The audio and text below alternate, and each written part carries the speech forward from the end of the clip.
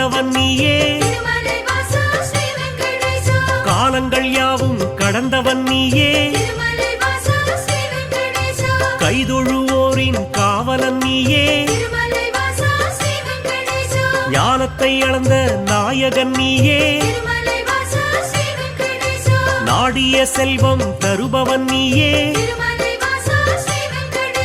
கோல எழிலை கொண்டவன் நீயே,